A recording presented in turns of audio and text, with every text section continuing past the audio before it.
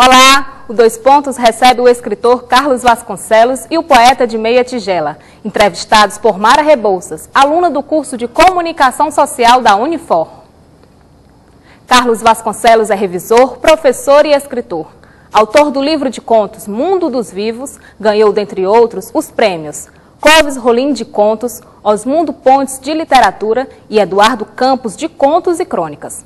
Com textos publicados também em coletâneas, Carlos Vasconcelos também é membro da Ceia Literária e do Círculo de Literatura da Biblioteca Raquel de Queiroz. Alves de Aquino, mais conhecido como poeta de Meia Tigela, é mestre e doutorando em filosofia pela Universidade Federal da Paraíba. Em 2007, participou com alguns poemas na antologia Massa Nova e em 2008 lançou o Memorial Bárbara de Alencar e outros poemas, contemplado pelo edital das artes da FUNSET. Em breve, pretende publicar outro, Concerto Número Único em Mi Maior para Palavra e Orquestra. Para você, o papo literário do poeta de Meia Tigela com o contista Carlos Vasconcelos. Poeta, quando você se graduou em filosofia, decidiu escrever sobre Dostoiévski. Por que a escolha? Porque desde aquele momento eu já vivenciava a literatura e via na filosofia uma possibilidade de enriquecimento do universo temático e do universo expressivo. Então, entrei para a filosofia querendo alcançar algumas respostas existenciais. Vi em Dostoiévski não propriamente as respostas, mas uma boa formulação das questões. E então, como já havia o pendor para a literatura, e na verdade a literatura já existia em mim, eu já me expressava mais particularmente e mais fortemente, mais veementemente, através dos versos, acreditei que, escrevendo sobre Dostoiévski, eu poderia conciliar a angústia existencial, o anseio, a necessidade de respostas e, ao mesmo tempo, a vertente literária. Até hoje, a literatura russa, do ponto de vista da formulação acerca dos problemas da existência, do ponto de vista existencial, é para mim a literatura mais expressiva. Carlos, fale um pouco sobre o Círculo de Leitura da Biblioteca Raquel de Queiroz, do qual você participa. O Círculo de Leitura da Biblioteca Raquel de Queiroz do SESC, ele tornou-se um abraço literário, né? Porque é um grupo que, além da literatura, a gente também leva muito em conta a amizade, né? Entre as pessoas, né? O bem-querer, o contato, né? Porque, às vezes, os grupos de literatura realmente eles se abstêm dessa coisa, né? Que chama-se amizade, né? E fica mais aquela coisa da escrita, da literatura, então a gente prima por isso, né? Eu até digo sempre que o Círculo de Leituras, né? O atual Abraço Literário do SESC, eu fico muito feliz em saber que ele é um grupo principalmente de leitores do que de escritores, né? Eu que já venho participando de outros grupos, né? Como, por exemplo, dos mais importantes que eu participei foi a Ceia Literária, né? A Ceia Literária é um grupo que está na história da literatura cearense de alguma maneira, né? O poeta participou, teve uma passagem por lá, foi lá que nós nos conhecemos, né? Depois o poeta passou 10 anos e a gente passou 10 anos sem se ver e se reencontrou, né? E a admiração sempre foi muito grande pelo poeta. Então a Ceia Literária é um grupo que era um grupo de autores, né? E foi muito bom, foi muito importante porque, como eu sempre digo, um metia a colher na poesia do outro e não tinha problema, né? Não teria problema com isso, sempre na maneira positiva, era bom. Mas o Abraço Literário, ele tem uma coisa além da literatura, é a amizade e é um grupo de leitores, né? Então a gente pode trocar as experiências de leitura, né? De cada um, né? E a gente se encontra sempre às quintas-feiras, às 19 horas no SESC Fortaleza, Clarindo de Queiroz. E lá a gente apresenta os textos da gente, como também traz textos que nos influenciaram, que foram importantes para a nossa vida. E, como você falou, o Círculo de Leitura, atualmente, Abraço Literário. É um nome que eu até, no começo, resisti um pouco, né? Que esse nome surgiu por acaso. Um colega meu falou, esse grupo já está se tornando um abraço literário. Aí a colega da gente pegou essa ideia e eu falei, isso é uma brincadeira, mas não teve mais jeito, né? Hoje já tem até camisas e todo mundo acaba gostando, né, desse nome. Estranha exegética. Não digas que o poeta é triste, por ser triste o seu poema. A poesia é tão maior do que o poeta é tão maior do que a tristeza. Não tentes explicar poemas, decifrar poetas.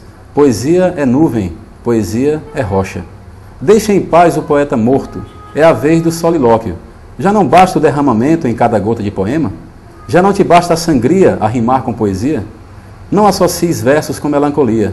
Poesia é brisa, poesia é bronze. Poesia é e não é. Inútil tentar biografar o poeta a partir de versos tétricos ou de não recursos métricos.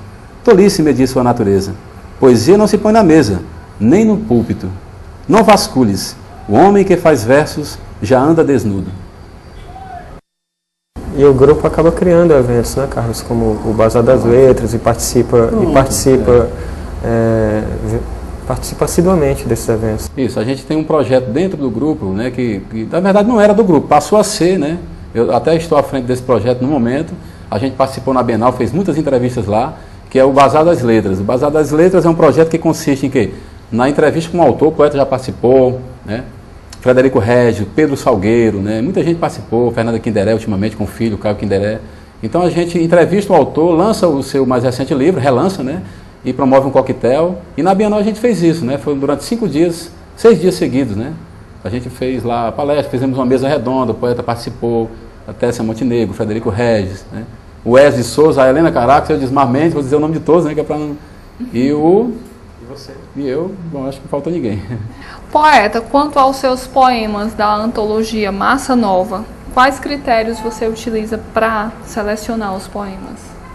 Para ser sincero, esses poemas eu os enviei para um dos organizadores da Massa Nova, eu não vou ocultar o nome, eu os enviei para o Carlos Emílio, mas não sabia que eles sairiam no livro.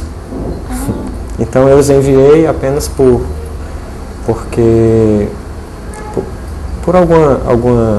um contato prévio e os poemas acabaram sendo inseridos sem que eu os houvesse realmente escolhido.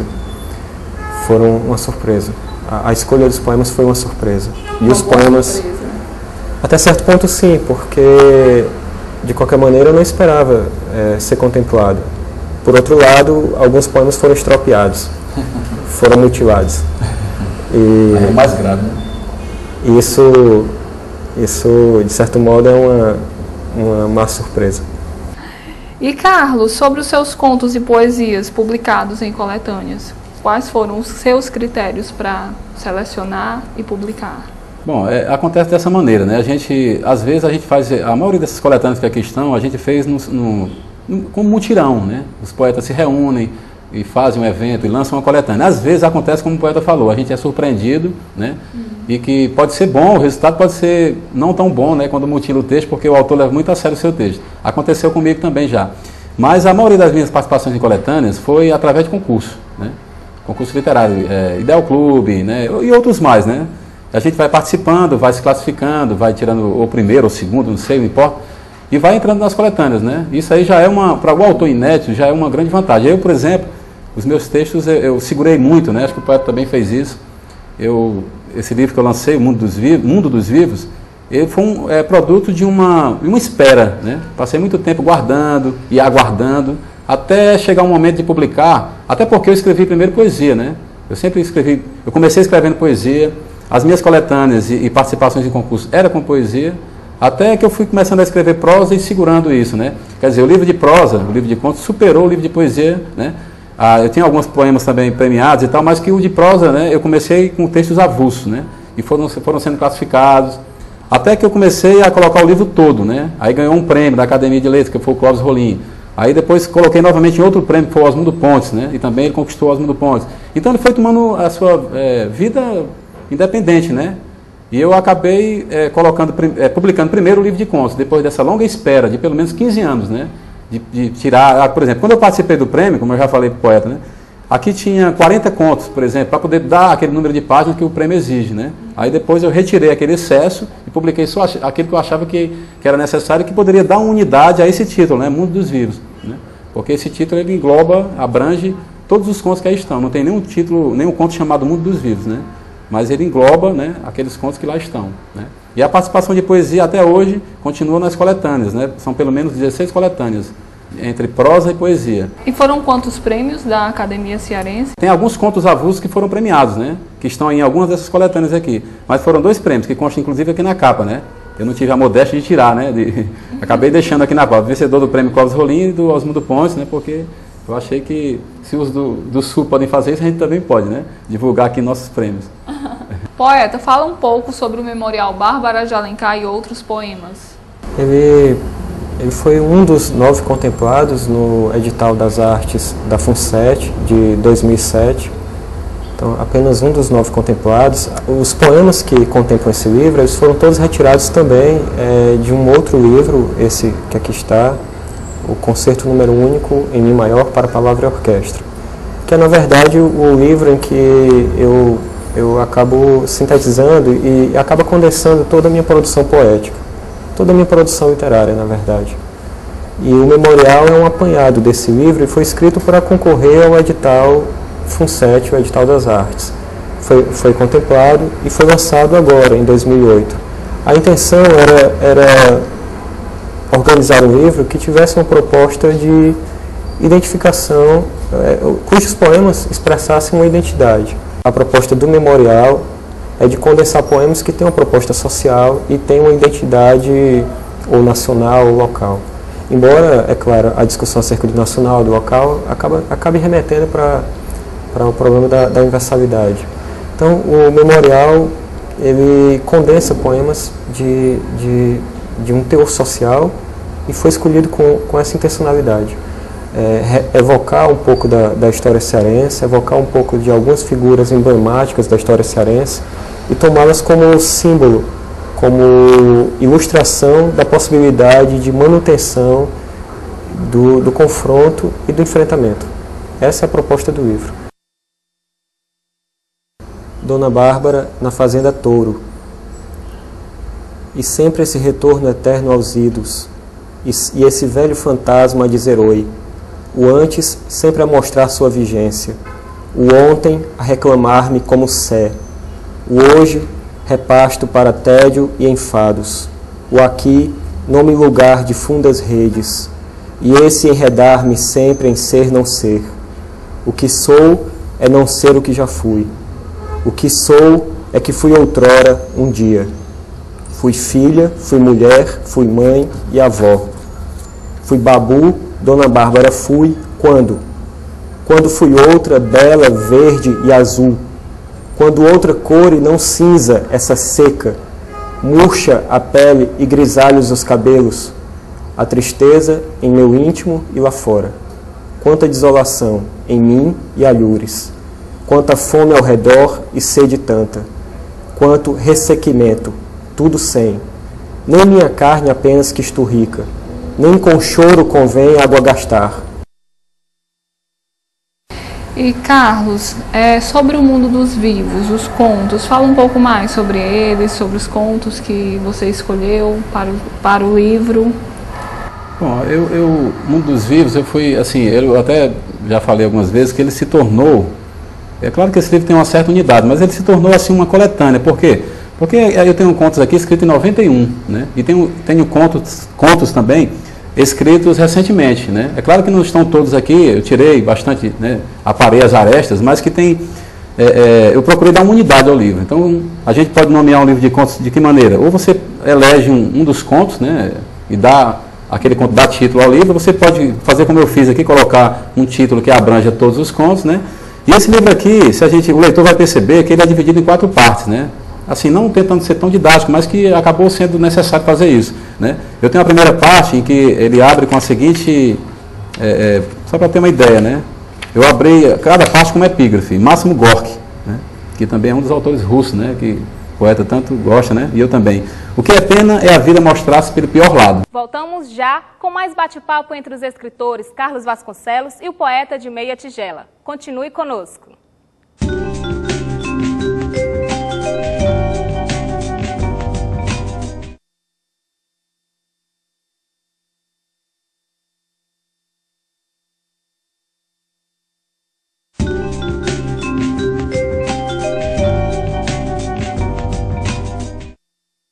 O Dois Pontos hoje foi até o apartamento do escritor Carlos Vasconcelos, que conversa com o poeta de Meia Tigela. Neste bloco, falam sobre suas obras e seus futuros projetos. Poeta, a sua próxima publicação é Concerto Número Único em Mi Maior para Palavra e Orquestra. Fala um pouco sobre... Na verdade, talvez não seja esse livro propriamente, mas um extrato dele como o memorial foi. Então, a intenção é publicar, já que ele é a súmula do que eu venho escrevendo, porque é um livro em andamento. A minha perspectiva é a de que a minha poética completa, a minha obra completa, ela seja não um acúmulo de obras particulares, mas as obras particulares, essas obras esparsas como o memorial, essas coletâneas, elas sejam extraídas de uma obra maior. Então a minha intenção é que, na verdade, todos os poemas que venham a ser criados agora, eles já venham a ser inseridos, eles são inseridos num todo maior. Então, talvez a herança da filosofia, eu tenho uma visão sistêmica de publicação e de organização da poética. O concerto, ele é pensado como uma grande composição, é número único porque, em geral, os concertos possuem 3 movimentos, esse possui 4 movimentos, cada movimento possui uma identidade temática, e a minha intenção é que os poemas vão, à medida que vão sendo escritos, vão compondo o grande concerto. Então, o livro é uma grande composição permeada por uma pluralidade temática e uma pluralidade de abordagens, inclusive dos problemas e de uma diversidade de formas. Essa é a intenção. A primeira das 4 partes será publicada em breve, acredito que em 2009 ou mais tardar em 2010. Tiveste corpo, carne e osso deveras, formas de mulher lânguidas, melíferas, o sumo das maçãs, peras ou nésperas, ousaste desejar dores puérperas, ou nem vieste logo posta às feras. O que tiveste agora, o halo de etéreas estrelas, sentes frio ou te incineras? Quando soube de ti, tu já não eras. Ou chegaste ao ser, para além das eras, habitante de altíssimas esferas, imune ao tempo, sem após ou vésperas.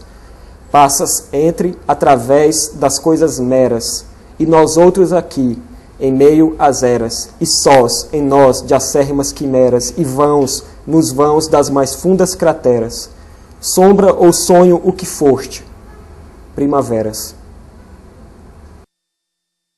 Tem uma coisa na obra do poeta, eu acho uma das obras mais consistentes que eu conheço. Assim, eu passei 10 anos sem ver o poeta, como eu já falei, mas é uma das obras mais consistentes, não só pelo estilo, né, como também pela maneira dele apresentar. Ao contrário, né, enquanto você está publicando vários livros, ele está publicando um livro em que os fragmentos saem daquele livro, mas não que os fragmentos tornem-se a obra completa dele, né? Carlos Vasconcelos, e a sua próxima publicação é A Inquietude da Busca. O que a gente já pode saber sobre ela? Eu nem sei se será a próxima publicação, embora tenha sido o primeiro livro, né? Eu tenho engatilhado aí algumas coisas, eu até falo que se eu tivesse publicado esse livro e não tivesse mais nada no computador, tivesse uma tela em branco, eu estaria bastante angustiado. Mas tem algumas coisas lá que eu não sei em que vai dar, né? Tem um livro que está sendo escrito e eu não sei se vai ser uma novela, um romance, não sei se ele será publicado antes da Inquietude da Busca, né? Modéstia à parte, tem pessoas, assim, amigas, né, claro, né, do convívio, que também sempre diz, cadê a Inquietude da Busca, né? Pessoas que já conhecem fragmentos, né? É claro que são pessoas amigas, né? Que quando cobra assim, né? Tem que ser a mãe da gente ou os amigos, mas que não sei se será a próxima publicação, mas ele está lá. Acredito também que a Inquietude da Busca, eu digo que ele está pronto, mas acaba não estando pronto, porque você acaba se tornando exigente e achando que aquele poema que você publicaria já não será mais publicado, né? Então não sei o que vai dar, mas ele está praticamente engatilhado aí, já tenho que reorganizá-lo, né? Porque a gente vai mudando, né? Com o tempo, o senso crítico vai cada vez ficando mais acurado e a gente vai achando que certas coisas não dá para incluir mais naquele livro, como eu fiz com o Mundo dos Vivos, né? Mas eu acredito que seja, né? A Inquietude da Busca seja o próximo empreendimento literário aí, até por um débito comigo mesmo, né? Porque esse livro já tem esperado mais do que todos, né? Carlos, literariamente, em prosa escrevo textos acadêmicos. No universo literário, eu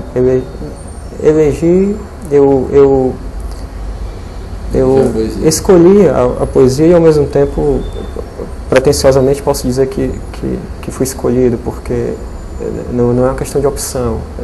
Eu não consigo escrever em prosa. Mas você transita pela crônica, transita pelo conto, transita pela poesia. Era algo que eu queria lhe perguntar, como você lida com os gêneros e se o gênero é um problema para você ou é um passeio fácil? Não, eu não sei, né, até que ponto eu vou escrevendo, né, de acordo com o que surge, né, e se é poesia. Eu tenho aqui um poema transformado num conto, né, que não é o último do livro. Aliás, é o último, não é o penúltimo, né, porque o penúltimo conto é todo rimado, mas ele nasceu como um conto. Já o último, que era uma poesia, tornou-se um poema, né, que tem lá uma onomatopeia e tal. Mas assim, eu não sei se é com tanta facilidade. Eu tenho até uma certa dificuldade de algum tempo para cá de escrever poesia. Não sei se foi o conto que me fisgou, né, ou se a poesia está lá e vai reaparecer, mas ela é um processo que não sei se é tão fácil. Estou escrevendo um livro que é mais longo, mas eu tenho a impressão que ele, por mais que ele seja um romance um dia ou uma novela, ele vai acabar sendo um conto, né? Eu acho que ele é um conto realmente, né? Até pelos capítulos curtos, pelos poucos personagens, né? Por aquela visão unicelular ali do drama, né? Então, não sei, tem gente que não acredita em inspiração. Moreira Campos dizia o seguinte, que a inspiração existe, né? Quando você tem aquele estado, aquela coisa que ele visita, e você... Agora, para isso é necessário talento, né? E eu não sei se às vezes a gente tem esse talento, eu não sei se eu tenho esse talento, mas que eu acredito nessa inspiração, de a ideia surgir e você precisar de algo mais para que ela seja tocada, né? Agora, eu não sei se é com tanta facilidade não, poeta. Eu tenho certeza que o poeta também não quer se aventurar, né, assim, na prosa, mas ele tem toda essa capacidade para isso, né?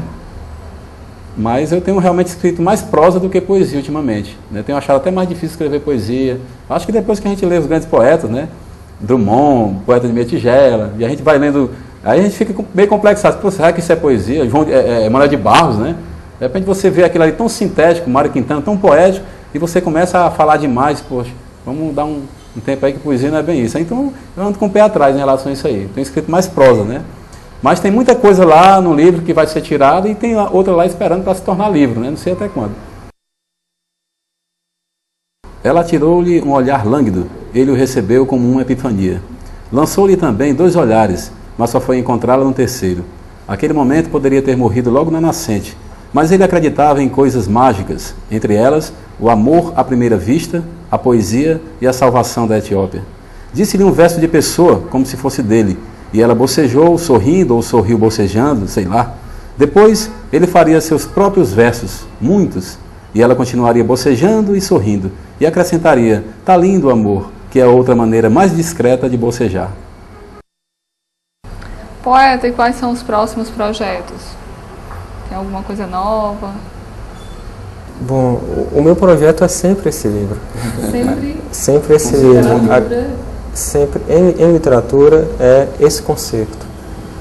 Agora, para divulgação, como ele é um projeto pesado, é um projeto demorado, a minha intenção é publicar, como eu acho que disse, a primeira parte dele, o primeiro movimento, talvez em 2009 ou em 2010. A minha intenção é dar publicidade a essa primeira parte e prosseguir procurando algumas formas alternativas também de divulgação, de textos, sempre remetendo, sempre indicando que o texto pertence a algum lugar desse livro. Então, não é que eu não queira antecipar os poemas presentes no livro, eu o faço, mas sempre deixando bem claro que esses poemas pertencem a algum lugar, ao movimento tal, seção tal, livro tal, do concerto. E isso eu faço através de um blog ou através do jornal que nós da Volante que eu comecei que nós editamos conjuntamente, eu e o Carlos, o jornal chamado Volante. Eu espero que tenha saído o número 0 experimental. Eu espero que nós consigamos dar seguimento a ele. Então, um jornal como esse tem a intenção, assim como outros projetos alternativos, tem a intenção de antecipar produções, de burlar o livro, que é tão difícil e que é um meio mais inacessível de divulgação. Enquanto os livros não saem, nós procuramos outros meios alternativos, sejam os virtuais, sejam maneiras mais fáceis de veiculação. A Volante, Nosso amigo Pedro Salgueiro editou a revista Caos Portátil durante...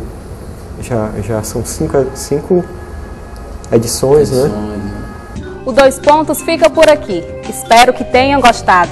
E se você quiser enviar dicas ou sugestões, basta escrever para o nosso endereço eletrônico doispontos@unifor.br. Obrigada e até o próximo programa.